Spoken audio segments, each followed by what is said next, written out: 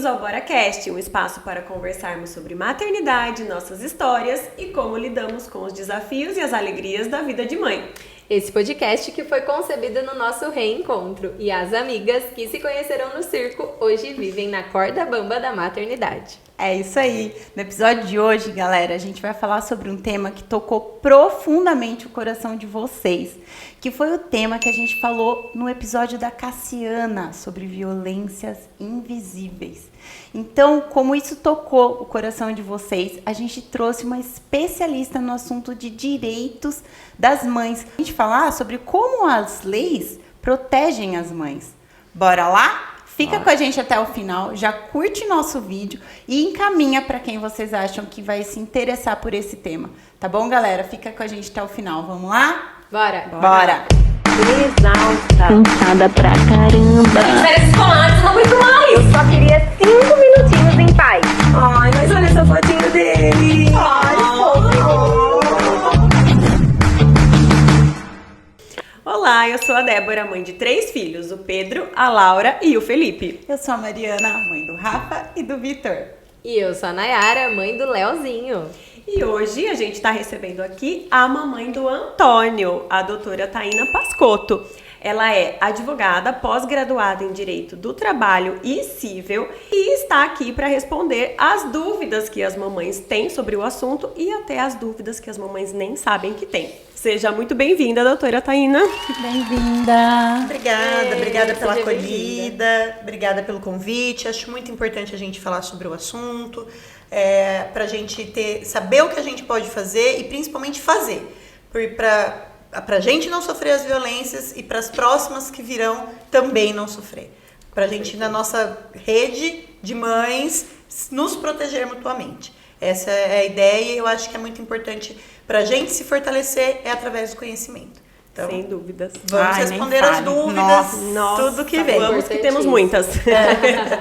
Ô, doutora, e pra gente começar, conta um pouquinho pra gente como foi, né, a sua decisão em focar na área trabalhista, principalmente na parte dos reclamantes, né, que são os trabalhadores. Tá, vamos lá. Primeiro eu dispenso doutora, tá? Tá bom, tá Então, ótimo. Estamos num papo de mulheres amigas aqui. Sim. Então vamos lá. Eu, desde a época da faculdade, sempre gostei muito de direito do trabalho. Fiz estágio no Ministério do Trabalho. O Ministério do Trabalho é um órgão que protege o trabalhador predominantemente. Então, desde então, já tinha aquela sementinha plantada. Terminei a faculdade, me formei e fui trabalhar num escritório de advocacia. Lá, com o direito do trabalho já. Lá, eu trabalhava para as reclamadas, que são os empregadores, os patrões. E eu fiquei fazendo só isso, basicamente, até 2014, por 5 anos. Foi quando, então, me deu um start. Primeiro que é complicado e, assim, só para fazer um parênteses. Na faculdade, quando eu fui pensar no TCC, eu pensei na inconstitucionalidade, palavra difícil, da lei da empregada doméstica. Já pensando como a empregada doméstica sofre em detrimento das outras trabalhadoras. A empregada, porque a maioria delas são empregadas, né? E aí eu falei assim, poxa, eu tô saindo totalmente do que eu pensei desde sempre em fazer, que era proteger o empregado. Durante a faculdade pensei em prestar concurso público para o Ministério Público do Trabalho, que também é um órgão que protege o trabalhador. E aí eu falei assim, não, tá errado. Mudei, falei, vou... E eu também estava numa rotina de vida muito louca, trabalhando muito, viajando muito. Aquela história, né? Vivendo para o trabalho e esquecendo de mim, caindo cabelo. Aí cheguei no dermatologista, a resposta dele, depois de 1000 exames, tratamentos e nada melhorando, troca de emprego. Falei, quer saber? É o que eu vou fazer. E me veio a coragem, troquei, fui trabalhar, montei meu escritório. Naquele momento não montei o escritório, mas fui trabalhar num escritório menor, com outro projeto também, e pegando reclamantes trabalhistas, e cá estou eu, né? 2025, 11 anos depois, fazendo essencialmente reclamante. Até tenho alguma coisa ou outra como reclamado, como empregador, mas essencialmente reclamante. E principalmente os mais vulneráveis, que são meus xodozinhos. É um trabalho lindo, né? Lindo. É a essência mesmo, acho, da advocacia, né? Não que as outras áreas não sejam, mas acho que É lindo, né? Eu acho que, assim, a advocacia, ele é uma profissão para defender direito. Então, bastante gente pergunta assim, você defenderia um bandido? Sim, defenderia. Porque, na verdade, o que eu estou defendendo é o direito. A lei, a aplicação da lei. A lei está ali, a gente tem que defender que ela seja aplicada. Então, até o pior bandido do mundo tem direito a responder um processo legal, bonitinho. E se a lei está ali, o legislador, quem criou, teve uma ideia para isso.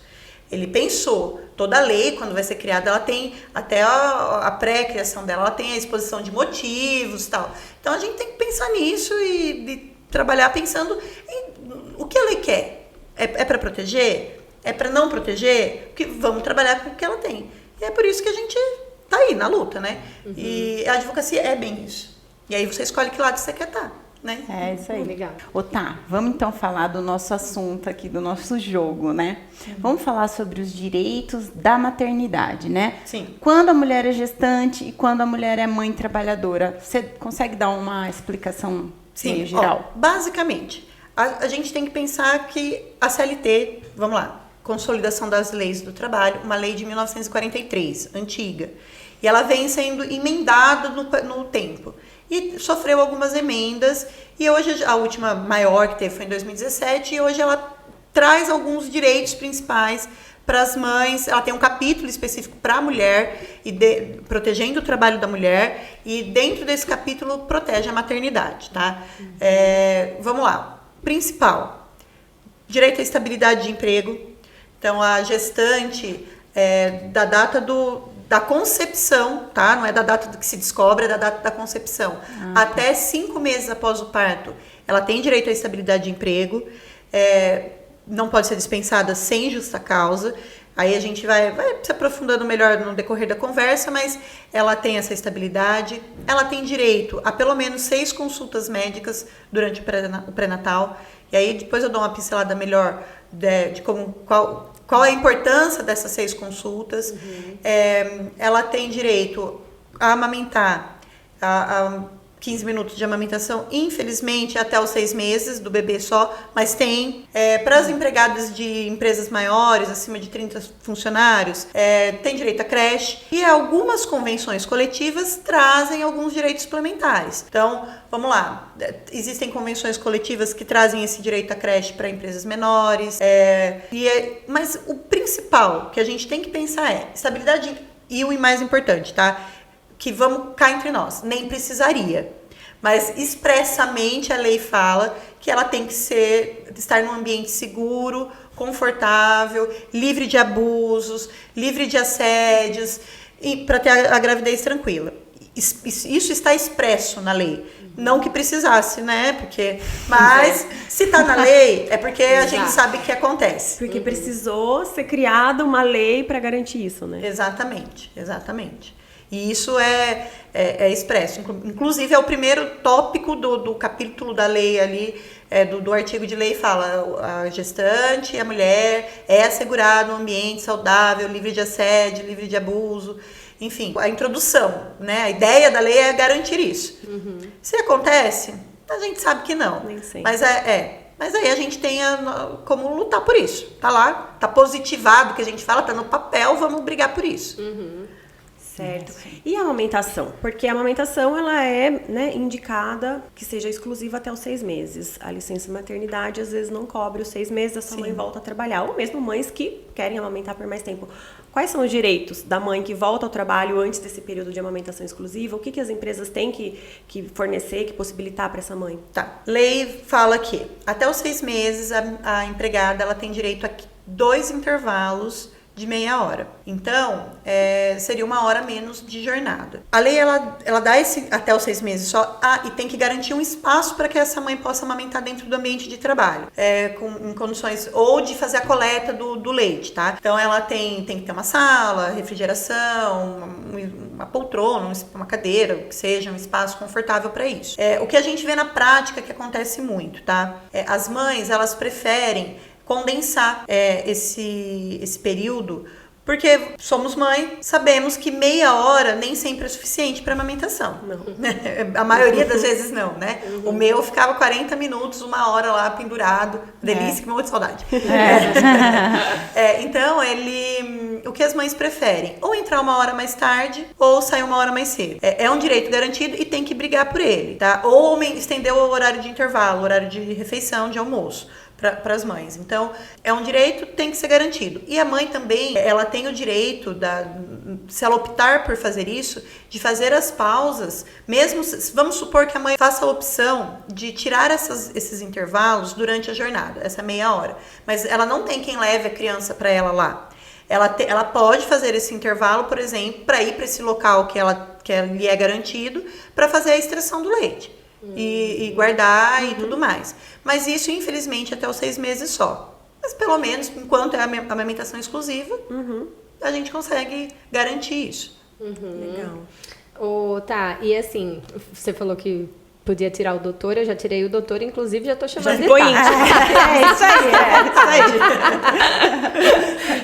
Muitas mulheres, então, assim, não sabem, né, de todos esses direitos, né, com relação à licença, afastamento, tanto no período de gestação, quanto no período ali dos primeiros meses da maternidade. Então, eu gostaria de saber se existe também diferença com relação a CLT, MEI, empresários, profissionais liberais. Existe diferença entre essas categorias? Sim, vamos lá. A gente tem que primeiro separar 2 pontos. Licença saúde, que é o que a mulher tem direito lá durante a gestação. Então, aí a gente está falando que ela tem direito a 6 consultas médicas. É claro que sempre tem que levar o atestado médico, tá? E ela tem direito, se for necessário, a empregada, e aí vamos falar da empregada, tá? Ela tem direito, se o médico falar assim, eu preciso de 15 dias, 20 dias, 1 mês, ela tem direito a essa licença saúde, tá? Certo. Isso durante a gestação. 28 dias antes do parto, já começa a correr a licença maternidade, que, vamos lá, não são 4 meses, são 120 dias, que é diferente de 4 meses, né? Se, por exemplo, pega o período de fevereiro, dá um pouquinho mais de 4 meses. Então, só que ela começa 28 dias antes do parto. Então, vamos supor, a mulher teve até uma gravidez tranquila, correu lá 8 meses bem, 34, 35 semanas bem, que foi até o meu caso, foi bem tranquila a gestação, mas no final do último mês a pressão começou a subir, precisou fazer um repouso maior, tal, e precisou da licença saúde. Começou a licença saúde, Entrou no período. entrou na maternidade, ao invés de ela ficar 4 meses com o bebê lá, ela ficou 3 depois. Isso é bem comum de acontecer. Outra coisa que a gente tem que deixar bem claro é que antes do parto, a mulher tem o direito de tirar essa licença maternidade 1 semana antes. Então, se ela tá bem, mas ela já vai fazer uma cesárea agendada, por exemplo, ela pode parar 1 semana antes. Nem sempre, às vezes, isso é possível, porque o parto, ela tá bem e opta por esperar e continuar trabalhando. Mas ela pode tirar 1 semana antes essa licença maternidade. Ela não precisa estar condicionada ao parto especificamente. Já a estabilidade conta-se sim do parto, né? Se é de 120 dias e tudo mais. Até teve uma novidade. Se ela para 1 semana antes, já conta 1 semana da licença Da maternidade. licença, sim. Ah, tá. Da estabilidade, não. A estabilidade é do parto. Tá. Teve uma alteração importante, até no entendimento jurisprudencial da justiça, ultimamente, que é muito importante para mães de bebês prematuros, de bebês de UTI, que ficam lá 3, 4, 5 meses internados. A gente tem visto algumas jurisprudências que autorizam o início da licença maternidade da alta desse bebê, para a mãe poder ficar com esse bebê em casa. Ai, nossa, gente, eu vivi um caso muito próximo e imagino a importância disso. Super gente. importante. Porque o que a mulher vai ter? Porque a mãe, ela tem, nós mães, já de crianças maiores, não de bebês, a gente tem direito a atestado de 2 vezes por ano, infelizmente, mas algumas convenções mais, outras menos, de apresentar um atestado de acompanhante. Então, você tendo o atestado seu bebê estando lá na UTI, por exemplo, e você conseguindo Às vezes você não precisa ficar lá, nem pode ficar lá o tempo todo, vai ter os horários agendados de visita. E optar por voltar a trabalhar, você pode, ou você pode inclusive pedir a extensão dessa licença. Estar de licença maternidade desde o parto até entendi. não ser só 120 dias, ser mais. Isso não é legislativo ainda, é jurisprudencial, mas isso já é um norte, né? Sim. Porque a gente tem que lembrar que a licença maternidade, ela não é paga pelo empregador. A licença maternidade é um benefício previdenciário. Quem paga é o INSS. E aí vamos para a questão das PJs, das MEIs, enfim, profissional liberal e tudo mais. O que ela precisa ter, essa mãe? Ter condição de segurada do INSS. O que é? Estar recolhendo o INSS. Então, vamos lá. Uma profissional liberal, no meu caso, eu sou uma profissional liberal. Eu recolho para o INSS como contribuinte individual lá e sou segurada. Tive licença maternidade. Fui lá, recebi, dei entrada, bonitinho. Se eu precisasse, durante a gestação, me afastar por licença saúde, também conseguiria. Mesmo caso da MEI, que é os autônomos, manicure, cabeleireira, vendedora autônoma, pessoa autônoma. Profissional liberal, advogado, psicólogo, médico, dentista, enfim. E as PJs, vamos lá. PJ. Ela é PJ de verdade, né? Não é... Pode ser que seja, pode ser que ela seja empresária e preste serviço para algumas empresas e tal. Ela também, sendo PJ, tendo a sua empresa aberta, seu CNPJ, provavelmente ela vai estar recolhendo INSS ali, através de Prolabore, ou até como contribuinte individual, vai depender da questão contábil da sua empresa. Mas aí ela, sendo segurada, ela tem direito à licença maternidade e à licença saúde. O que a gente tem que pensar é na precarização das relações de trabalho, que a gente vê que é muito comum hoje em dia.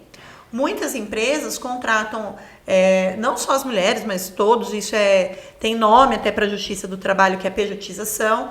Contrata a pessoa, você não é minha empregada, você é uma PJ. E aí, a PJ, o profissional liberal, tem estabilidade, porque, por óbvio, ela não tem um patrão, né, um empregador. O PJ, essa mãe PJ que a gente fala, né, prestadora de serviços, ela tem um empregador, ela tem um patrão, ela deve satisfação, ela tem os requisitos da lei de emprego, que é onerosidade, pessoalidade, subordinação, enfim, os requisitos estão ali, estão preenchidos? Se estão preenchidos... Quer explicar esses requisitos? Tá, por exemplo, o que é pessoalização, o que é subordinação? Principalmente, tá? Vamos lá, que são os mais característicos que a gente vê que o pessoal fala, ela não é PJ, ela é PJ, não é mas CLT, não é CLT, é PJ, mas na verdade ela tá aí mascarada. Ela é subordinada. Um PJ, vamos com exemplos, tá? Um PJ, ele escolhe como vai trabalhar. O horário que ele vai trabalhar, tudo. O horário. Talvez a empresa até tenha regras de horário. A empresa funciona dentro desse horário, você precisa estar aqui dentro. Se adequar às regras da empresa. Ok, isso não é um problema. Mas ele tem que ter liberdade de horário. Ele não pode, por exemplo, sofrer uma punição porque hoje ele não pôde ir. Se ele entregou o trabalho dele, se ele, por exemplo, hoje eu não posso ir de manhã, eu só vou à tarde. Mas se o contratado foi entregue à tarde, ok, ele não pode sofrer punição por isso. Porque o PJ, o contrato dele é para entregar um serviço. Então, vamos lá, o requisito da pessoalidade, ele pode se fazer substituir por alguém. Alguns prestadores, eles têm a natureza do seu trabalho, ele é uma natureza pessoal. Por exemplo, um arquiteto. Você vai contratar um arquiteto, você contrata o conhecimento dele, tá? Mas aí ele tem a ideia, mas ele pode, por exemplo, terceirizar o desenho para outra pessoa. Vamos supor, um arquiteto vai lá, faz o rascunho no papel, a ideia, e manda para um terceiro fazer um desenho. Ele pode substituir. Agora, não, ele não pode fazer isso. Ele que tem que fazer. Ou ele não pode mandar outra pessoa para apresentar o trabalho. Então, ele não é PJ, ele é empregado, né? Essa é a pessoalização. Essa é a pessoalidade. Pessoalidade. Onerosidade, todos vão ter. Hoje, depois de 2017, que teve uma nova reforma, e a habitualidade também, que teve a reforma trabalhista, que trouxe novos contratos, como intermitente e tal. Então, o que é a habitualidade? Ela está sempre ali. Então, ela tem uma previsibilidade, né? Antes a gente falava, trabalhou 3 vezes por semana. Hoje, trabalhou 1 vez por semana, pode ter o vínculo reconhecido. Se você tiver que trabalhar nesse dia específico. Hoje, por exemplo, tem a questão do contrato intermitente, que é reconhecido pela CLT. Então, não é porque a pessoa vai lá, vamos supor, uma garçonete, uma mãe garçonete, né? Que é bem comum. Ela é freelancer, né? Freelancer, ela vem quando quer, tal. Ela vem quando quer? Então, tá bom. Ela trabalha de sexta, sábado e domingo, então ela não é registrada no SLT. Ok. Se ela faltar sexta, vocês vão chamar ela no sábado? Entendeu? Ela vai sofrer uma repressão, alguma punição por essa falta? Vai ter, entendeu? Então ela não é PJ, não é? Ela é empregada, ainda que em contrato intermitente, que seja só quando tem demanda, entendeu? Então a gente tem que olhar o caso concreto, caso a caso, mas há muita precarização. E aí, se você tá se sentindo, cara, eu sou PJ, mas eu tenho patrão, eu tenho que prestar contas do que eu tô fazendo, então eu não sou PJ. A maior característica do profissional autônomo, tanto o liberal, quanto o autônomo, quanto o PJ, essencialmente, o prestador de serviços através de uma empresa, é a liberdade, a autonomia, né? Se você sentiu que essa autonomia tá faltando, procura um advogado, que ele vai olhar seu caso concreto. Não tem requisito aí, tá preenchido os requisitos de empregado. Você é empregado, você não é PJ. Então dá pra discutir bem isso, sim. Com certeza, tá. E o que a lei diz sobre os ambientes insalubres para gestantes? A gente tem que pensar em 2 coisas, tá? Primeiro, o que é a salubridade? O que é um ambiente insalubre para a lei? Ambiente insalubre, a lei, ela é clara, específica. Ela tem que estar dentro do rol da normativa do Ministério do Trabalho. O Ministério do Trabalho tem as norma regulamentadora, né? As NRs. A NR15, a norma regulamentadora 15, ela traz quais são os agentes aos quais a mulher está exposta que dão a insalubridade. Por exemplo, câmara fria, agente biológico, agente químico. Então, vamos lá. Uma enfermeira, ela tem insalubridade, porque ela está exposta a agentes biológicos. Uma trabalhadora de um açougue, por exemplo, ela está exposta à câmara fria, de um frigorífico, ela está ao frio. Uma pessoa que eu trabalho muito com trabalhador rural, e hoje em dia a mulherada está trabalhando em todo quanto é canto. Frentista não é insalubridade. Não? Frentista é periculosidade. Periculosidade. A periculosidade é quando a pessoa ela não corre o risco de ficar doente por conta da sua profissão, mas é uma profissão perigosa. Existe um risco. Sim. Existe o risco de acontecer alguma coisa. A insalubridade, ela não é um risco iminente, mas é uma coisa que vai deteriorando a saúde do trabalhador como um todo. Entendi. Então, teve muita discussão recentemente aí, de 2017 para cá, porque teve uma mudança na lei. Até então, a grávida tinha que ser afastada do ambiente insalubre. Aí veio a reforma de 2017 e exigiu que esse ambiente insalubre mínimo e médio ela fosse afastada só com atestado médico. Porque tem graus de insalubridade também, né? Mínimo, médio e máximo. Mas agora a Justiça já declarou inconstitucional isso, não necessita mais de atestado médico. Então, tô grávida, trabalho com insalubridade, tenho que ser ou realocada para outro local que não tenha. Por exemplo, uma enfermeira tem que sair do trabalho direto com os pacientes e ir para um administrativo, por exemplo, ou vou ficar em casa, sem prejuízo de salário. Porque vai me arrumar uma tarefa home office, sei lá. Isso aí o empregador que tem que ver como ele vai fazer. A partir do momento que ele tem um ambiente insalubre e tem mulher grávida, ele tem que estar preparado para isso. Porque agora a gestante tem direito a esse ambiente insalubre. Também a gente tem que pensar na salubridade do trabalho, e aí não é o termo técnico correto, mas no ambiente de trabalho. A lei fala da proteção e ela tem que estar garantida que esse ambiente seja saudável para ela. E saudável como? Livre de perseguição, assédio, tá tá na lei, é uma garantia da lei, é o escopo da lei que a gente fala, palavra difícil, né? Escopo é a finalidade, é a ideia da lei, né? Ela garantir esse ambiente saudável para a gestante, saudável no sentido amplo, tanto na tecnicidade da insalubridade, quanto no sentido amplo da palavra mesmo, né? Tipo, emocionalmente Emocional, saudável. Exatamente, emocionalmente, ela não pode sofrer pressão, ela não pode sofrer perseguição, é expresso no texto de lei a questão da perseguição, e que a gente sabe que é comum, super comum, aumentar a pressão sobre as mulheres durante a gestação, porque qual é a ideia? Eu quero que ela peça conta, porque eu não posso mandar embora, então eu quero que ela peça conta. O que a mulher pode fazer? Nesse caso, se ela está sentindo que ela está sofrendo essa perseguição, ela pode procurar um advogado e fazer um negócio chamado rescisão indireta do contrato de trabalho. O que é a rescisão indireta do contrato de trabalho? É uma justa causa ao contrário. Do mesmo jeito que o trabalhador, ele pode sofrer uma dispensa por justa causa, inclusive a mulher grávida pode ser dispensada por justa causa. E a lei traz os requisitos dela lá, que é atos de improbidade, a violência, abandono de emprego, entre alguns lá, mas o que a gente vê muito, né? Os atos de improbidade, que é desvio, enfim, são mais palpáveis, né? É uma má conduta mesmo. Má dentro da conduta, empresa. exatamente, a má conduta, insubordinação, não tá recebendo ordens, mas aí vamos lá, né? Ordens possíveis. Isso. Não, faz sentido, né? Pra possível. gestação, talvez. Ordens possíveis, né? Vamos deixar bem claro, porque a gente vê muito, é bem comum, por exemplo, comércio.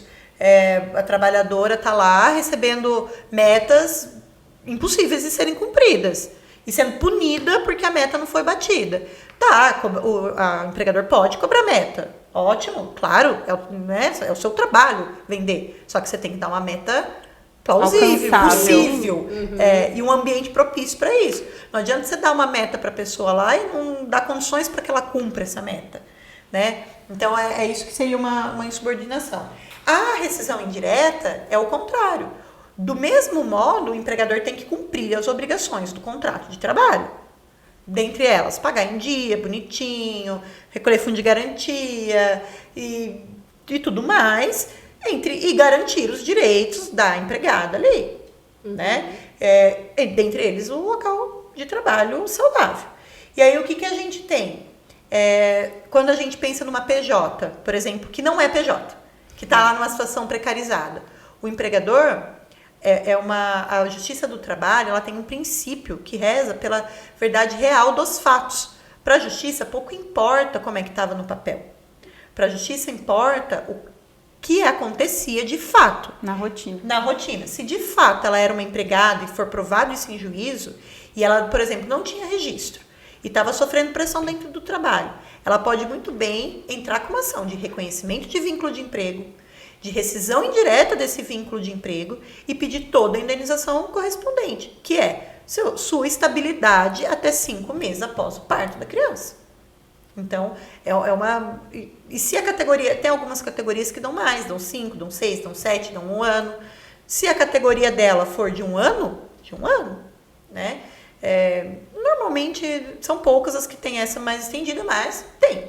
Então, analise o caso concreto, a função dela, e brigue por isso, né? Porque a justiça está aí do trabalho para proteger nesse sentido, né? Sim. Taína, e o que a legislação atual prevê em casos assim mais delicados? Às vezes a mãe, por algum motivo, precisa de um repouso, às vezes passa por uma perda gestacional, ou até no caso de uma mãe chegar a falecer nesse parto, enfim, o que está previsto? Legal, muito interessante sua pergunta. Vamos lá. Mãe passando mal com a gestação, licença médica. Ela tem direito a isso. Importante lembrar de uma coisa. Quando eu falei lá das 6 consultas. Não só a mãe, qualquer trabalhador, tá? Dentro do prazo de 90 dias, vai pegando o atestado médico.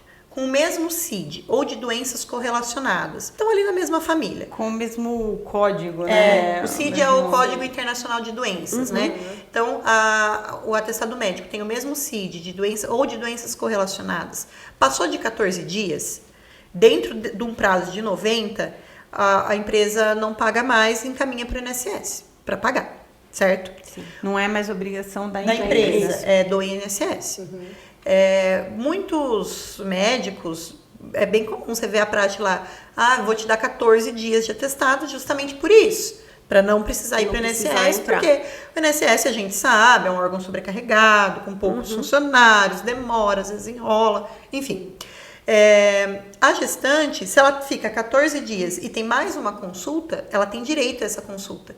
Então, ela não entra nessa conta dentro dos 90 dias. Se a gente pensar 90 dias, normalmente um pré-natal é uma consulta por mês, a hora que vai se somando, faz diferença no final para ela, para não precisar ir para o INSS. Então, isso é bem, bem legal falar. Caso de aborto, a gestante tem direito a 2 semanas de repouso. A gestante, ela tem, é um direito legal, ela tem esse direito vindo com um laudo. Por exemplo, a gestante está grávida, ela está acompanhando por um médico, teve o sangramento, vai até o hospital, o seu médico, ele faz um laudo lá. Aborto gestacional, ela tem direito a essas 2 semanas de repouso. Isso daí é uma coisa... Vocês sabiam disso? Não. Então, é uma coisa que a grande maioria das Eu acho pessoas que não não, eu acho sabem que disso. nem cumpre, né? E tipo Porque assim, a mulher as empresas... Então, sabe que tem esse porque direito, as mulheres né? não sabem, né? Sim. Que elas têm esse direito. Independente se ela está passando mal fisicamente ou não. Para quem já passou por uma perda gestacional, sabe o quanto isso dói na alma da mulher, né? Isso. E aí ela tem essas 2 semanas. Embora seja um período curto, Que não, né? mas Mas ela assim, tem. é uma recuperação, né? A gente que passou, a Tainá também passou, viu, gente? Por perda. Né? É um período que ajuda a recuperar emocionalmente, sim, né? pelo menos voltar no centro. Porque às vezes você tá ali sangrando, com dor, com cólica, e sentindo, além da dor física, a dor emocional. Nossa, a dor emocional, que eu acho que mais é pior. pega, com certeza. E a gente vive um luto invisível, né? Sim. O pessoal Mas fala, todo planejamento, tudo que foi pensado. não, né? é um luto invisível. Ninguém, acho que só a mulher que teve a perda entende o que esse Eu acho luto. que só quem passa entende, realmente. Porque não é, vai passar, não é, gente. Deixa a gente sentir só. Mas enfim, a lei garante essas 2 semanas para a mulher pelo menos tentar se recuperar. E caso, infelizmente, a mãe morra no parto, a lei não procura proteger só a mãe, ela protege a criança também. Tem bastante julgado, bem sedimentado já, que garante ao pai a licença maternidade de 4 meses. Aí estende a paternidade, porque hoje no Brasil a licença paternidade é uma vergonha, de 5 dias. 5 dias. É uma vergonha, né? Algumas convenções dão até um pouquinho mais, mas a maioria 5 dias. Tem que fazer um adendo, porque a do meu marido foi de 1 mês. Convenção coletiva boa, empresa que tem um bom sindicato trabalhando aí, né? E faz total diferença, meu Deus. Gente, 5 dias. Gente, o que é 5 dias. Débora. É uma vergonha. Só rindo. Só pra contar um caso aqui, caso, né? Eu, com 5 dias do meu bebê nascido, precisei voltar pro hospital porque ele tava com icterícia pra luz, sozinha. Com a cesárea, barriga cortada, cheia de dor. Né, eu sou uma privilegiada, meu marido é profissional liberal também, e conseguiu estar comigo. Mas se ele fosse empregado, eu teria ido Não sozinha. ia poder estar junto. Teria ido sozinha. É isso. E super complicado.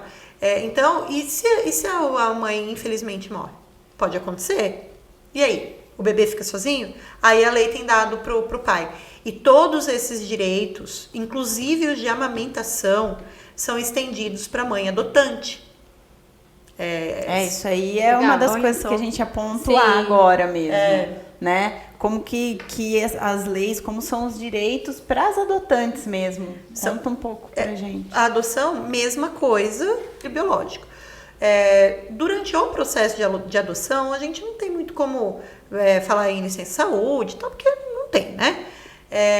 Mas a justiça dá atestado, viu? Para as reuniões, para os encontros, porque quando a mulher está no processo... Antes, né? No processo. Que legal. Quando a mulher está no processo de adoção, ela tem que passar por cursos, reuniões, visitas. E tem adoções até que a criança vem de outro estado, de outro lugar, e a mãe precisa inicialmente ir até o local. Precisa ficar um mês lá fazendo uma adaptação, não é assim que funciona? Depende muito do caso, porque assim, ó, o processo de adoção, eu não sou expert nisso, não é minha área de atuação, mas ela até a mãe entrar no Cadastro Nacional da Adoção, ela passa dentro da Vara da Infância e Juventude por um processo mesmo, né? Você entra com um pedido, você vai passar por assistente social, por psicólogo, por avaliação. São várias fases, né? Sim, durante essa pré-adoção aí, até você entrar definitivamente no cadastro, você vai ter que se ausentar algumas vezes. A justiça dá atestado para isso, e eles têm que aceitar. Que é falta justificada, né? E aí, depois que você entra no Cadastro Nacional, aí vai ver de onde vem esse bebê, ou essa criança, ou adolescente, e aí ela vai ter adaptação, e a justiça também fornece o atestado de comparecimento, tá? Tem empresa que só considera justificada a falta, mas não abona. É errado, dá para discutir judicialmente, viu? E aí a licença maternidade. Veio a guarda definitiva, licença maternidade. Independente da idade dessa criança. Se é uma criança já em fase escolar. Se é adolescente, independente disso, já vem com a guarda definitiva, não é nem com a filiação. Porque antes de sair a adoção, essa mãe ou esse pai adotante, que também para o pai isso serve, o pai sozinho, porque tem homens que adotam sozinho. Ele sai a guarda definitiva e depois de um tempo, depois a filiação. Então, saiu a guarda definitiva, tem direito à licença maternidade ou paternidade. E a amamentação? Porque às vezes pode acontecer, nesses casos, acontecer a amamentação, Sim, né? Se o bebê tiver até 6 meses e a mulher for fazer o estímulo que é possível e tal, ela também tem o direito, esse direito. De sair meia hora mais cedo em cada período aí. 2 intervalos de 30 minutos, né? Muito legal esses direitos, né? Tipo, eu não conhecia. É interessante. Importante, né? Sim. Tá, e assim, voltando aí um pouco para essa parte dos abusos, né? A gente sabe que, então, muitas mulheres, infelizmente, enfrentam, né, esses abusos aí no trabalho. Sejam elas tentantes, gestantes, porque até no caso, né, das tentantes, muitas vezes se o empregador ali fica sabendo que ela é uma tentante, já começa a sofrer, né, esses abusos. Então cita pra gente um pouquinho, você já citou alguns tipos de abuso, mas explica um pouquinho mais pra gente os abusos mais comuns e como que as mulheres elas podem identificar esses abusos aí no ambiente de trabalho. Abuso. Você sabe que eu faço parte de um projeto lá da OAB de São Manuel, que eu sou de lá, que chama OAB Vai à Escola. E a gente trabalha com palestras nas escolas, entidades, e um deles é do abuso infantil que a gente faz, sabe? É bem legal o projeto, e o projeto de violência contra a mulher e tal. E a gente fala muito sobre o abuso. O que é o abuso? O abuso é aquilo que incomodou. Você sentiu que você se incomodou, é subjetivo. É abuso. O limite do poder diretivo e potestativo, palavras difíceis do direito, né? O limite do poder de mando do empregador acaba quando isso começa a afetar a individualidade da mãe, da mulher. Então, se ela se sentiu invadida, é um abuso. Vamos supor... Envergonhada por algum motivo. Exatamente. Qualquer sensação assim, né? Envergonhada, incomodada. Sentiu que não queria fazer tal coisa, teve que fazer. Exatamente. Ninguém é obrigado a abrir seu planejamento familiar, falar sobre vou tentar engravidar, tá, é legal, a depender de como é a sua relação, porque toda relação de emprego é um relacionamento, é uma via de 2 mãos. Empresa sendo legal, e você sentindo confiança, e é isso que às vezes eu me pergunto, gente, o empregador parece que o abusador parece que não entende que ele está fazendo mal para ele mesmo.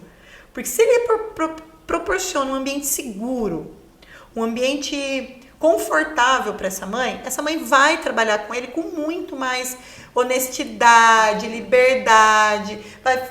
Ela vai se sentir à vontade para contar. Sim. E se prepare. Estou tentando engravidar, mas para isso ele precisa proporcionar esse ambiente seguro. Mas você só faz se você quiser. Se você não quiser, você não é obrigado. E ele não pode jamais, nunca falar, não faça. Porque isso é sua individualidade. É um direito constitucional, assim, individual, artigo 5º da Constituição, princípio da dignidade da pessoa humana. Todo ser humano, e não é só com a mãe, todos. É que nós vivemos num mundo que a Cassiana soube falar muito melhor que eu sobre esse assunto de abuso contra a mulher, que a gente é massacrada todos os dias, né?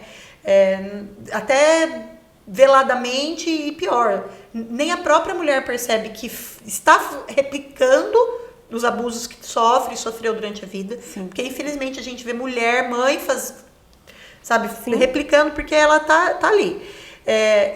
Quando você se sentir ofendida, envergonhada, vontade de chorar, clássico. Vontade de chorar é clássico. É o que eu vejo mesmo, e não só durante o período de gestação, no seu contrato de trabalho como um todo, tá? O que eu vejo assim nas jurisprudências da vida vamos lá ouvir testemunha para fazer prova do dano moral, do assédio moral sofrido no ambiente de trabalho. Pergunta clássica do juiz: você viu a pessoa alguma vez chorando? Se respondeu sim, eu como advogada trabalhista faço até assim, ufa, fiz a prova do dano moral. Por quê? Porque é clássico, a pessoa está tão incomodada a ponto de chorar, né? Então, ninguém chora de feliz. Tudo bem, tem gente que é manteiga derretida, eu sou manteiga derretida. Mas é muito diferente, né, gente? O choro de emoção do choro de sofrimento. É claro. Né? De constrangimento, né? Isso. Então... Mas essa questão aí do incomodar-se, eu nunca tinha entendido dessa forma, sabe? O que é o abuso? É o que te incomoda. É simples e não é. É simples justamente por não ser simples, né? Tipo assim, é simples de entender, mas não é simples a gente executar, a gente reconhecer e assumir. E o duro é que isso é muito subjetivo. E aí a gente tem que... Eu sempre falo que existe um mundo ideal e um mundo real.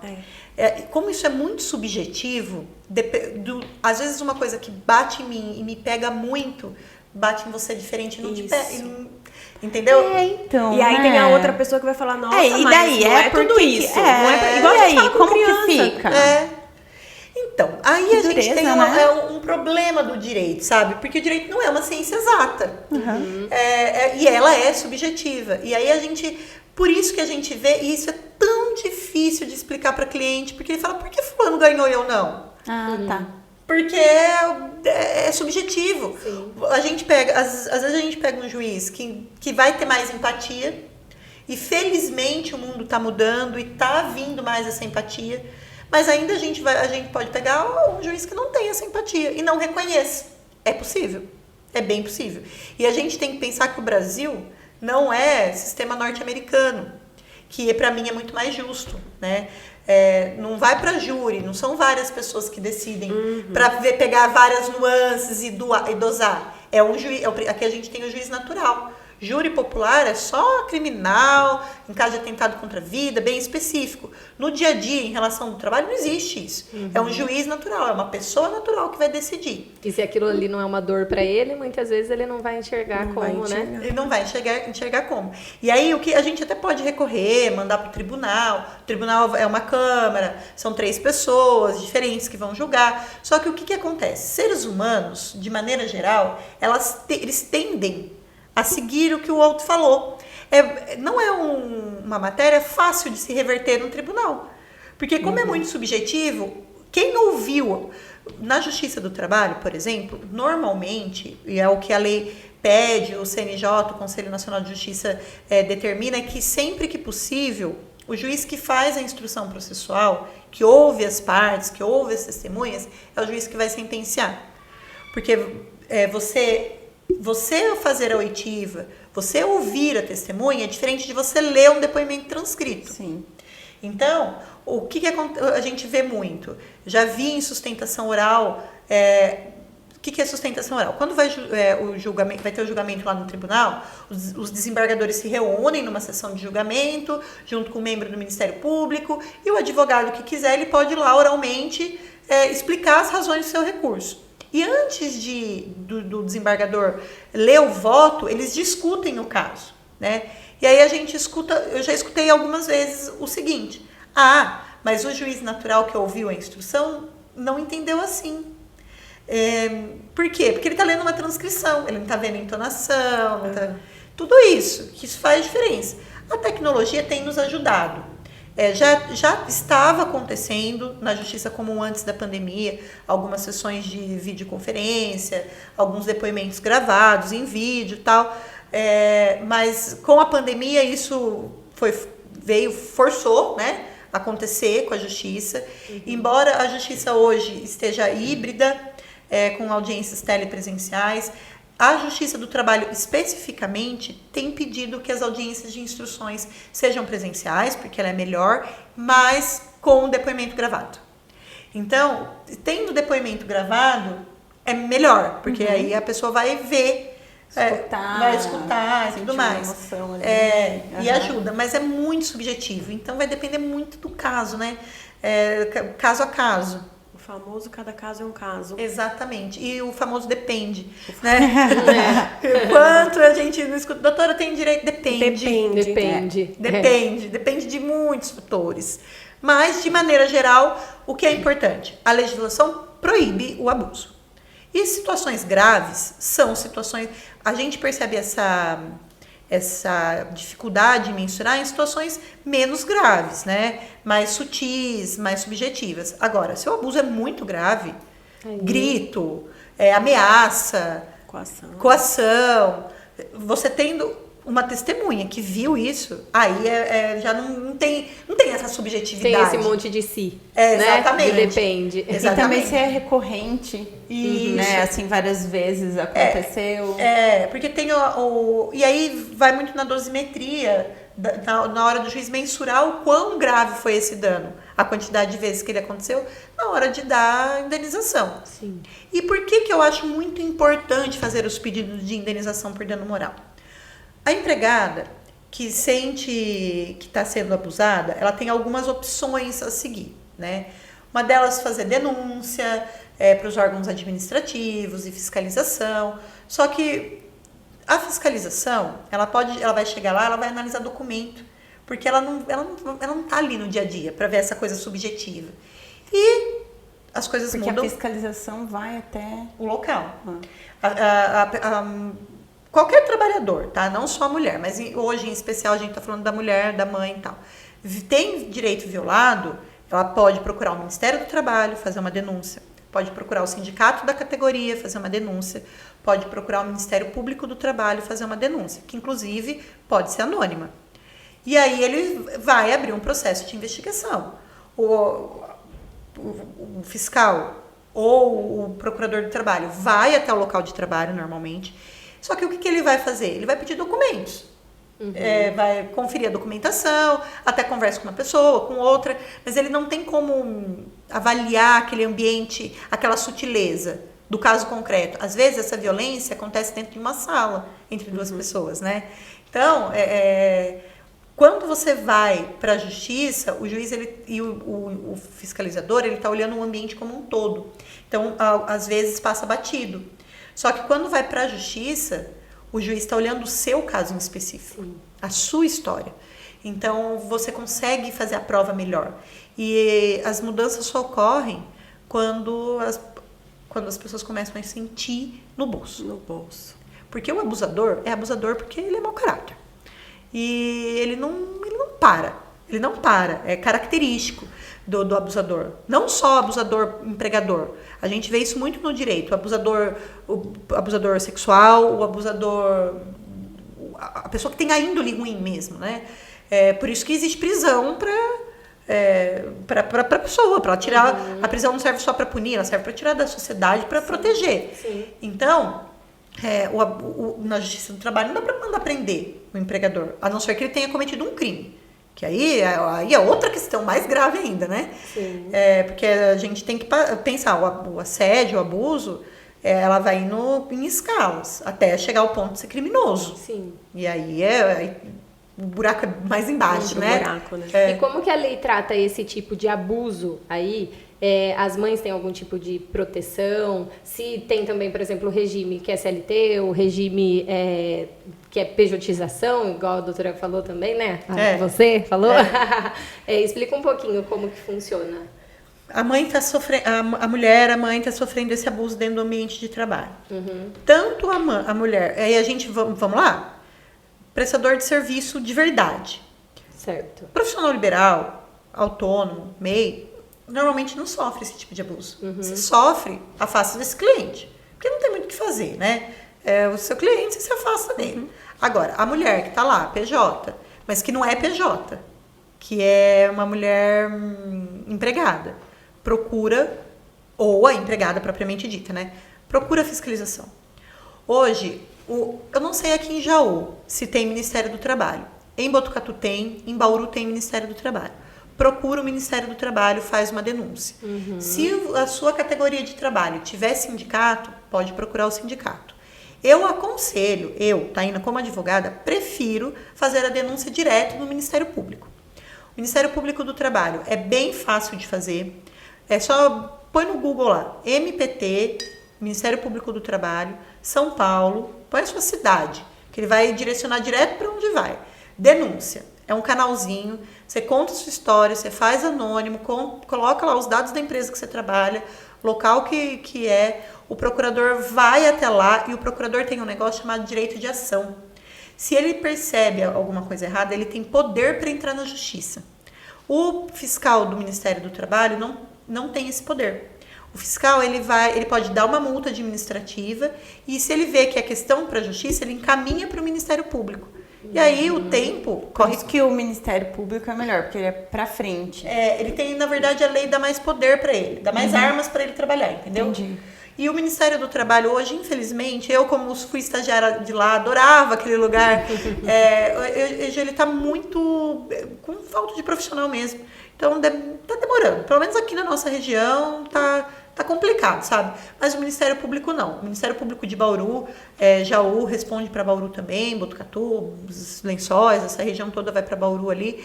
Eles são bem atuantes, trabalham super em cima, é bem legal, vale a pena, como forma de proteger quem tá vindo para frente. Tá, eu fui abusada.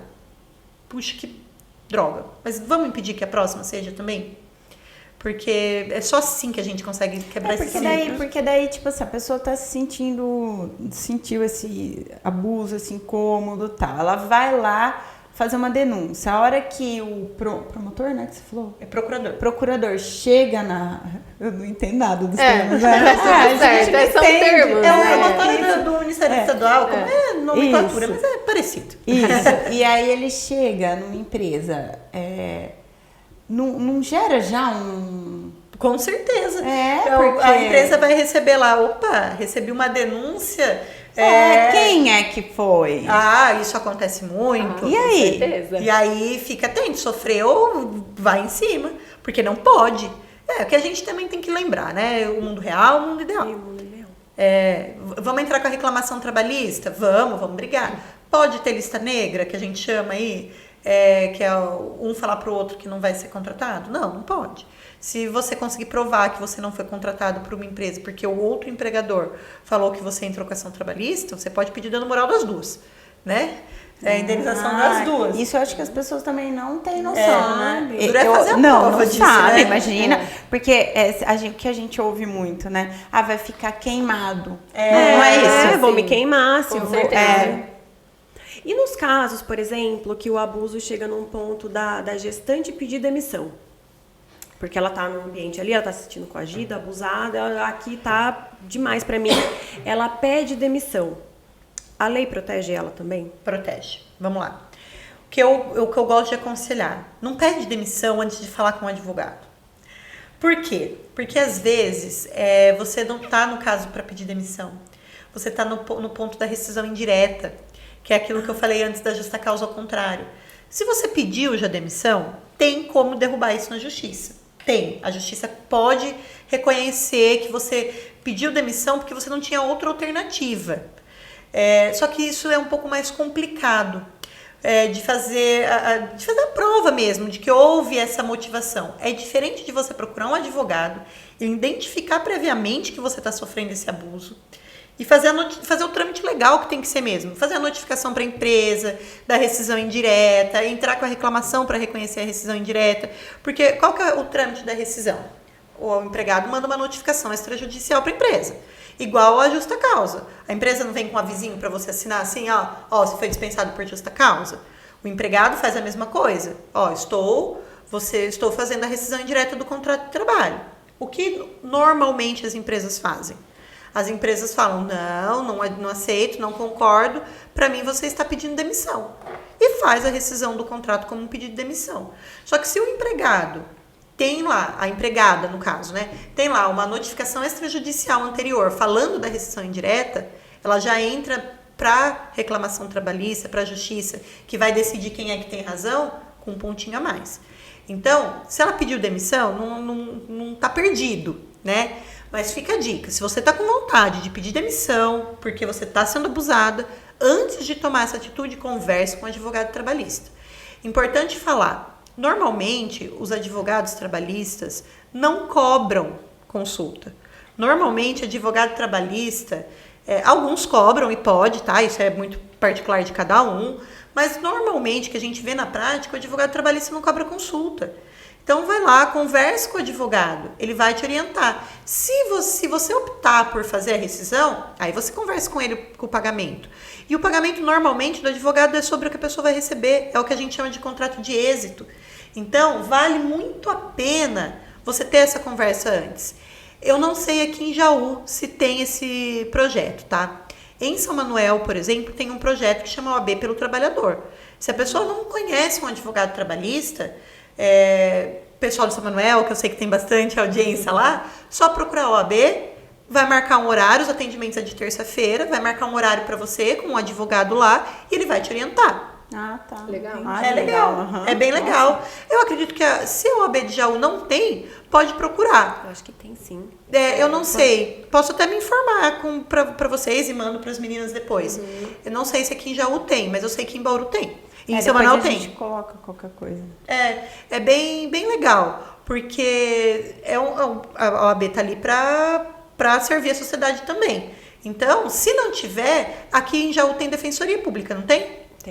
Tem a Defensoria Pública, você pode procurar o defensor público e ele vai te orientar. Se tiver dentro da lista de tarefas que ele tem para cumprir, ele pode até fazer pela Defensoria, senão ele vai te orientar a procurar um advogado de confiança. Mas, aqui em Jaú tem Defensoria, procura Defensoria Pública se você não tiver um advogado de confiança. Porque é importante a gente estar bem instruído. Não fazer as coisas antes de pensar e de se precaver, por precaução nossa mesmo. Sim. Por isso que eu falo que conhecimento liberta. Quando a gente sabe dos nossos direitos, a gente tem que buscar por eles, para proteger. Tá. E a gente falou muito lá no episódio da Cassi sobre os desligamentos depois que a mãe volta da licença maternidade, né? Então, depois de um tempo, os empregadores demitem, né? E tipo assim, mas é porque tal coisa, justifica, né? Existe alguma forma de proteger dessa demissão disfarçada que já estava prevista e que encaminhou ali, deu para entender, né? Deu. Aí eu falo que a lei tem um buraco. Porque o que acontece? Deu 5 meses do parto, não tem mais a proteção. Não tem mais estabilidade. E aí a gente cai o empregador dispensa sem justa causa, pagando todos os direitos. Uhum. Ele pode alegar qualquer coisa. Ele pode alegar qualquer coisa. Ele não, na verdade, ele não precisa alegar nada. Ele só manda embora. Ele só manda embora. Porque daí já tá dentro do que ele acha da empresa, né? Por isso que eu falo, sabe? Eu sou uma idealista por natureza, né? Eu falo, e eu gosto de política, não de politicagem, né? Política, vamos lá, no sentido, para quem estudou filosofia, para quem política no sentido de fazer política, porque eu acho que é ali que as coisas mudam. Não o que a gente vê por aí, porque o que a gente vê não é política, né? Exato. É politicagem, é bandidagem, mas a natureza a gente tem que escolher representantes, nós mulheres, eu acho que isso é um movimento que a gente tem que fazer, porque, assim, o advogado ele fica limitado ao que a lei traz. A justiça fica limitada ao que a lei traz. E quem faz lei? Deputado, senador, vereador. Então, eu acho que é um problema muito complexo, vem lá da educação básica, que as pessoas precisavam entender o que cada um faz, o que não faz. Porque eu acho que a gente tem que procurar escolher representantes que pensem como a gente, porque eu, Taína, particularmente acho que a estabilidade da gestante, da mãe, deveria ser pelo menos 1 ano, 1 ano e meio. Pelo menos. Porque é o tempo... Biologicamente, não é a minha área, mas a gente, mãe, fuça, né? Vê estudos falando que a mulher demora até 5 anos para voltar para o seu centro, né? Sim. Voltar a ser ela própria, né? Mas pelo menos 1 ano, 1 ano e meio para a gente, pelo menos, poder ajustar a rotina. Que a gente volta a trabalhar, a gente volta a produzir, a gente volta a ser produtiva no trabalho. Protege a gente até a gente se encontrar. Mas a lei não protege, infelizmente, e aí é um movimento legislativo que teria que mudar. E é um movimento que eu acho bem válido, assim. Eu abraço essa causa. Onde vai... Qual é a base de tudo isso? É o voto, né? É lindo isso, né? Porque às vezes a gente fica... Ai, não gosto de política. Ai, não quero nem ver. Ai, não quero nem ouvir. E tipo assim, só que a gente quer isso aí, né? A gente quer tá mudança, protegida, tem que fazer a mudança, né? Então, por exemplo, nesse caso, tem tantos outros, né? Obviamente, né? Educação, meio ambiente, sei lá, né? Tantas outras causas, mas assim, tô dizendo que se tá pegando nesse ponto hoje, de repente a gente olhar um pouco para Com certeza, com essas esse outro visões, olhar, né? E aí, filosofando aqui, né? Por isso que eu falo que o maior problema hoje das relações de trabalho, das relações humanas, eu falo, é a ignorância. E a ignorância não no sentido de... Ignorância de não ter educação mesmo, de não conhecer, de não estudar. Muita gente fala, eu não gosto de política. Nem sabe direito o que é, sabe? Aí é facilmente manipulável. E aí vem hoje em dia, com esse problema de fake news, fácil de identificar, sabe? E aí a gente acaba que... A gente vive uma sociedade machista, patriarcal, acaba engolindo isso e os nossos direitos... Aceitando, né, o que vem. Infelizmente, né? Então, mas a estabilidade do emprego, até a gente pode falar, voltando bem para sua pergunta, assim, uma dispensa discriminatória. Mas é uma prova muito difícil de fazer. Sim. Então, a gente... É muito complicado. Passou os 5 meses... É uma violência, infelizmente, que a gente sofre. E aí, eu gosto de pensar assim, perdeu quem mandou embora. Porque uma mulher que acabou de se tornar mãe, ela tá se redescobrindo. E quando ela se redescobre, meu amigo, você perdeu a chance. Sim, perdeu a chance. Fala aqui nós 4, vocês não se sentiram mais poderosas depois de ser mãe? Muito mais fortes, Muito corajosas, mais. Muito. objetivas, disciplinadas, né? Porque muito. tem um outro porquê, né? A gente Sim. faz tudo por um outro porquê. E às vezes é o período mesmo da bagunça ali, mas e depois essa mulher ela vai estar mais forte do que antes. Existe, Não é verdade com isso, certeza, gente? Existe esse tempo aí de se redescobrir mesmo, mas, gente, é outra coisa.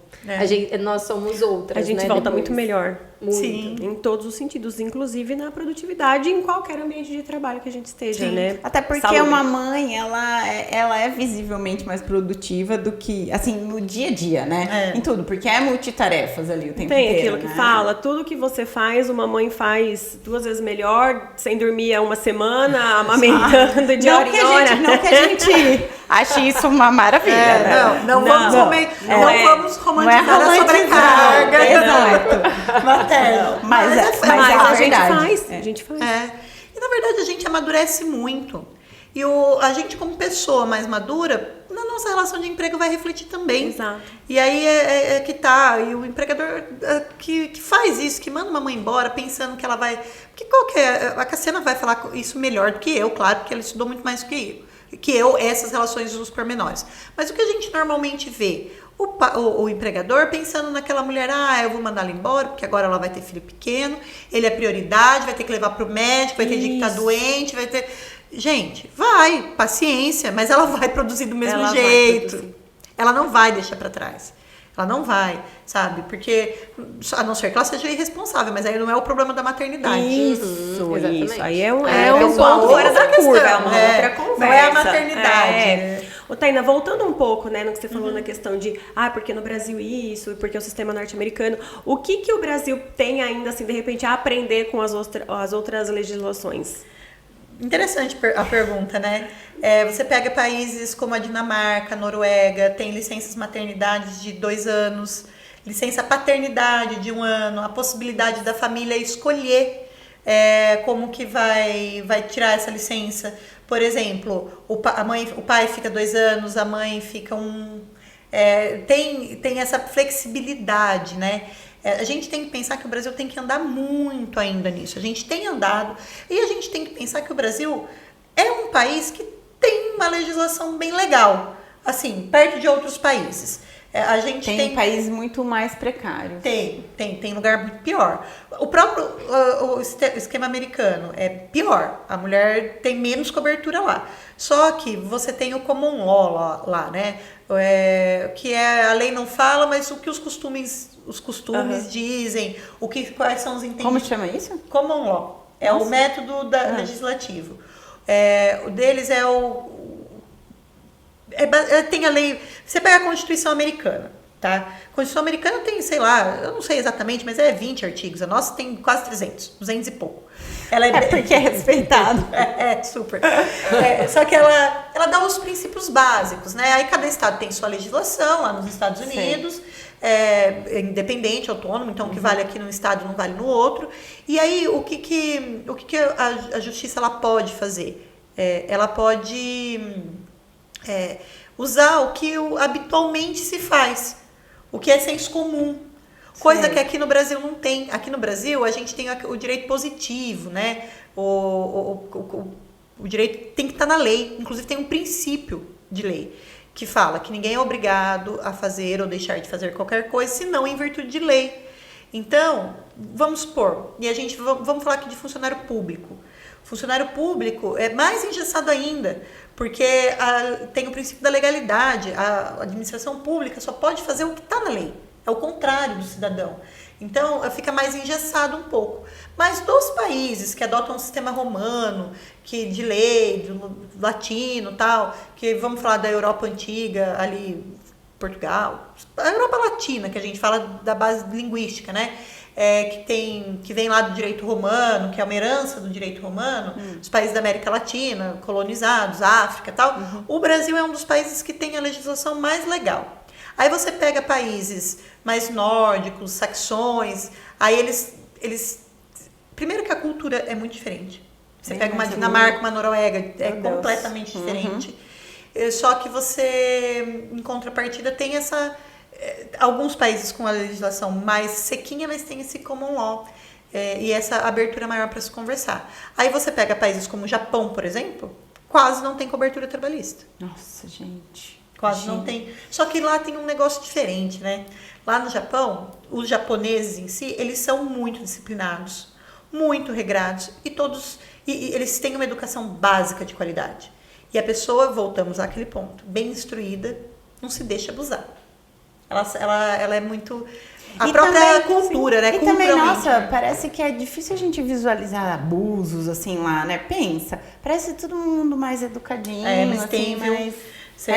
Eu não sou uma grande especialista em direito internacional, nem estudiosa do assunto, mas o pouco que a gente vê, por exemplo, no Japão, jornada de 16 horas.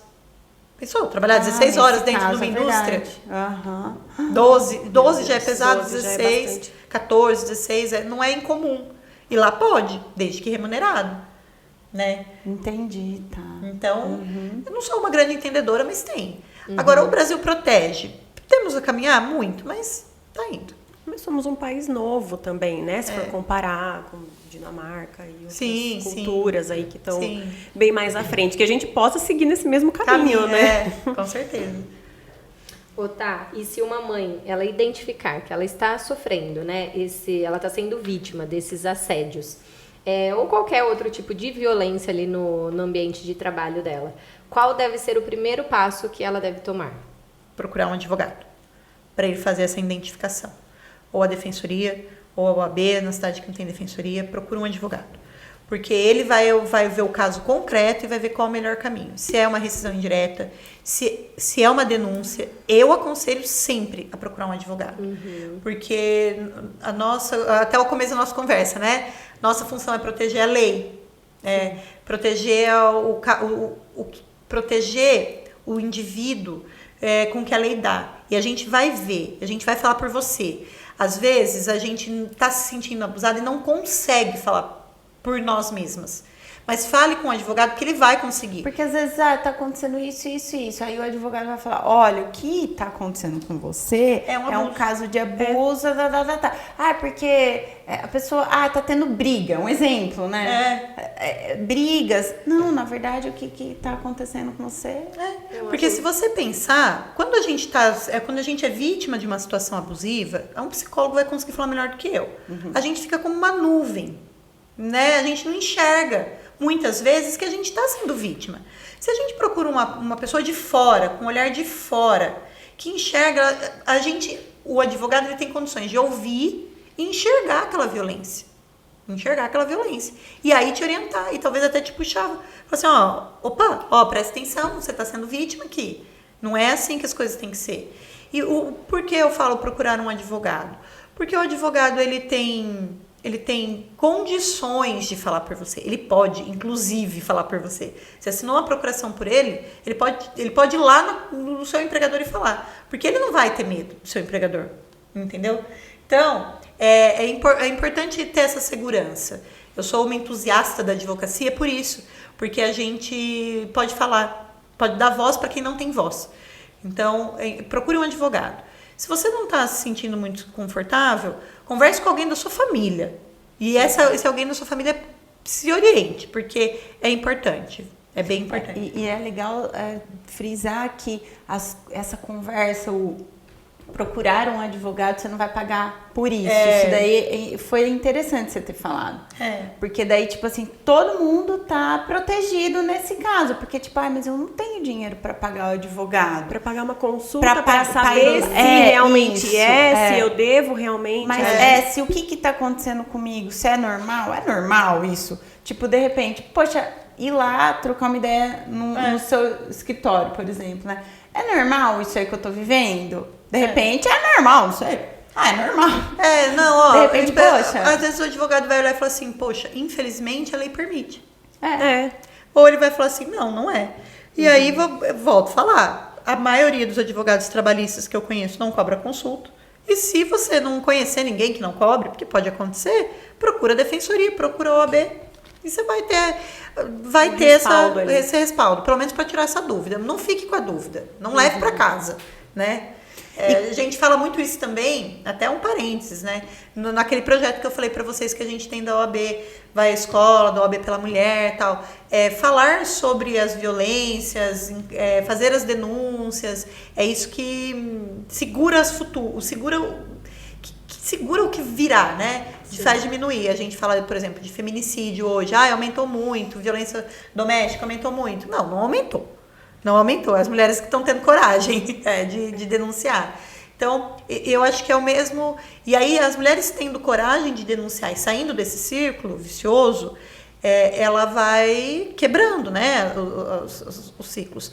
E eu penso que é a mesma coisa no ambiente de trabalho. Enquanto a gente continuar escalando, os abusos vão continuar acontecendo. Se a gente começa a ir para cima mesmo, denunciando, fazendo a denúncia no Ministério Público, procurando o advogado, vou entrar na justiça, não tendo medo, os abusos também vão diminuindo. Porque a pessoa vai ficar com medo. Porque o mau caráter é abusador, ele vai ficar com medo de fazer. Então fique seguro para você, né? Mas não vá para o outro. Mas ter essa coragem é o que pega, né? Por isso nós estamos aqui. Faz sentido. E aí, juntando nisso, quais são os registros e as provas importantes para manter essa proteção, para proteger em situação de abuso ou ilegalidade? Quais são as provas que a pessoa tem que ter? O que a pessoa tem que angariar? prova é um negócio muito complexo, né? Na justiça. Prova, não sei se é prova o nome certo de falar. O que é documentação? O que eu acho que é importante a gente pensar quando a gente vai entrar na justiça, né? Quando a gente vai fazer qualquer alegação. A gente tem que provar o que a gente fala. É um princípio, é o ônus da prova, é seu ônus provar o que você está falando. Como que a gente faz prova? Mensagem de texto, e-mail trocado.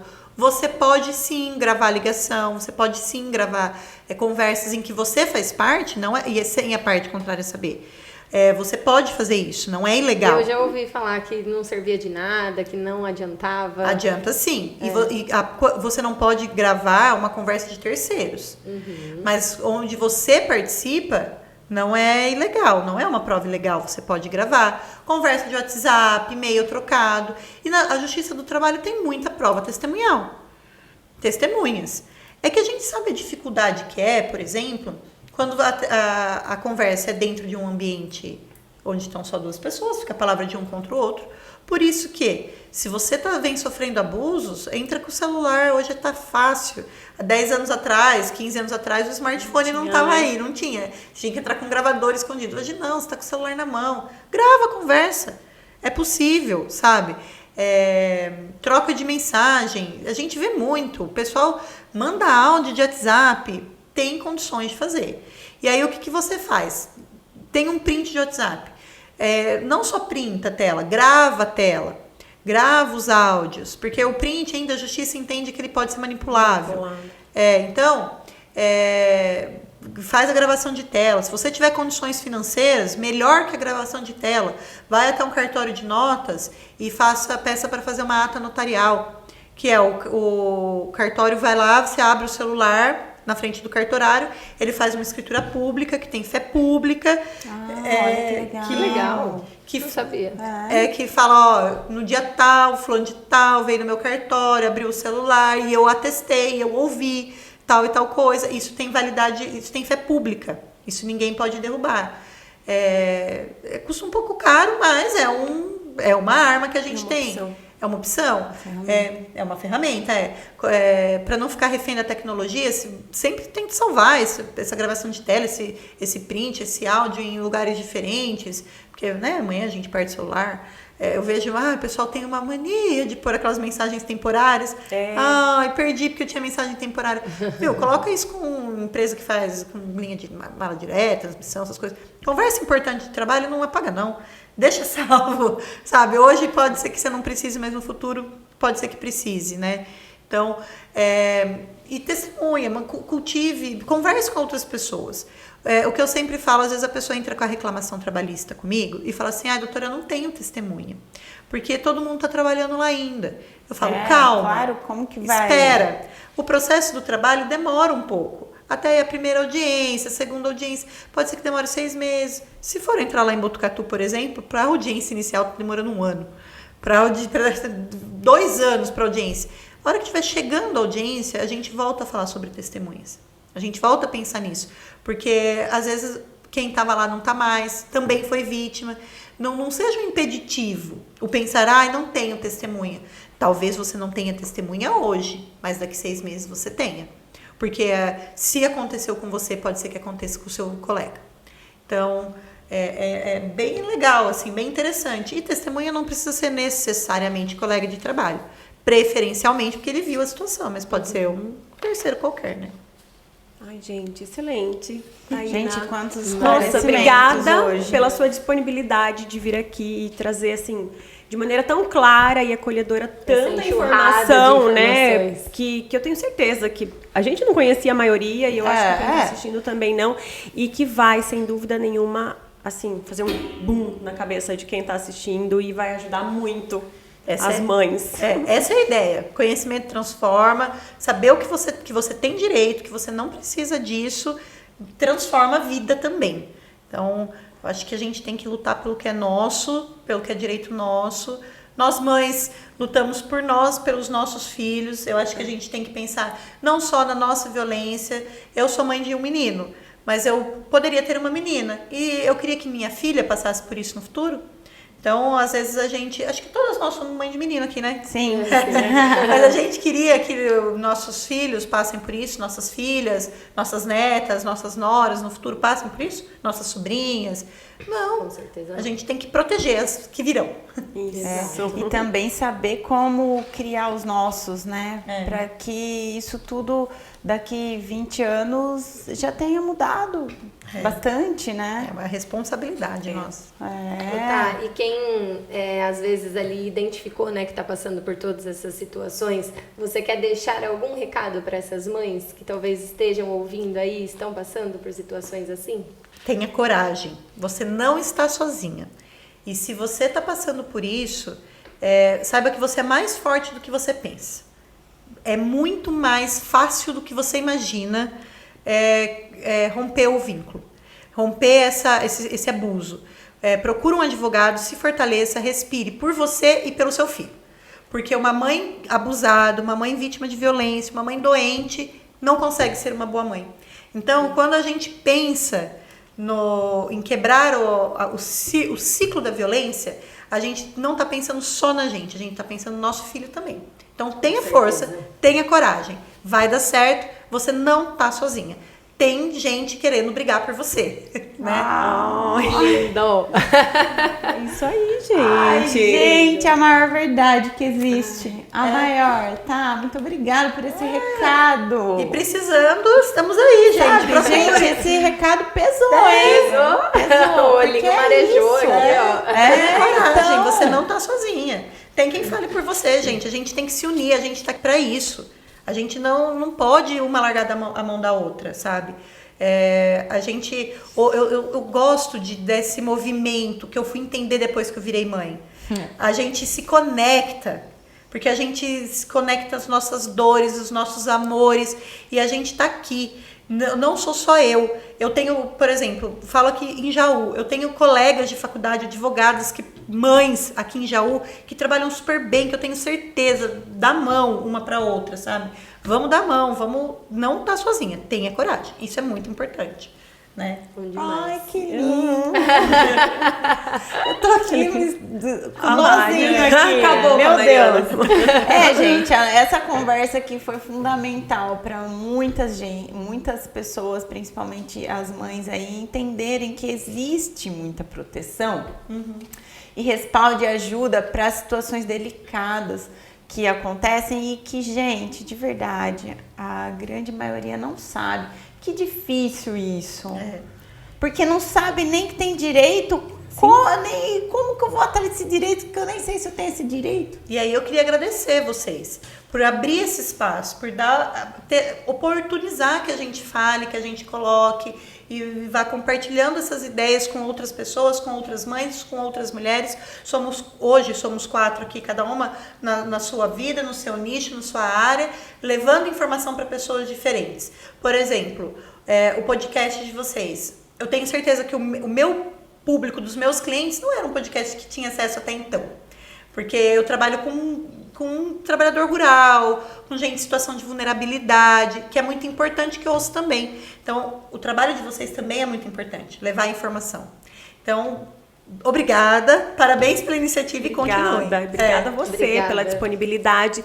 E se você que assistiu o vídeo se identificou de alguma forma ou conhece alguém que pode se identificar com isso, compartilhe o nosso conteúdo, porque ele pode ser o empurrãozinho aí para um primeiro passo para que a pessoa busque ajuda. Com certeza. Se você quiser contar a sua história, a sua experiência pra gente, manda pra gente pelo direct. Se você quiser tirar alguma dúvida, deixa aqui nos comentários também, que eu tenho certeza que a doutora Taína vai adorar responder vocês. Manda pra gente no Instagram, em qualquer meio, que a gente vai adorar ouvir também a sua história. Gente, curtam o nosso vídeo, porque assim, ó, me emocionou mesmo a Taína ter falado agora. Tipo assim, poxa, falado da importância do podcast, que é isso que a gente tem no coração. É o projeto. Esse Tem lá propósito nosso, esse né? propósito que a gente sabe, a gente tá super conectada, a Taína já pegou essa essência, né? E aí o que acontece? Cada vez que vocês curtam o vídeo lá ou envia para alguém, dar mais força para o nosso trabalho, que é certeza. feito com tanto amor e com tanta vontade de ajudar, sabe? Tipo, é o que a Taína falou, disse tudo, acho. Faz jus ao a nossa intenção aqui, não solta a mão, sabe? Vamos dar a mão, vamos junto, não é só pela gente, é pelos nossos filhos, né? É pelo mundo que a gente quer deixar, e é isso que a gente tá fazendo aqui, sentada todo episódio. É isso, a gente quer transformar esse mundo, deixar esse mundo melhor, principalmente para os nossos filhos. Com certeza, e fazer com que menos pessoas passem, né, por situações assim como essas. E como que o nosso público ajuda? Fazendo comentário, curtindo o nosso vídeo e enviando para alguém. Nós estamos aqui junto. ajudando pessoas e a gente pede a sua ajuda também para ajudar que esse conteúdo chegue até muitas outras pessoas. É isso aí, gente. Ai, obrigada, que emoção. Tá, foi muito Obrigada, legal, muito tá, mesmo. verdade. Que bom mesmo. Que bom, espero Bom, obrigada. Obrigada, Obrigada, pessoal. Até o Tchau. próximo. Tchau.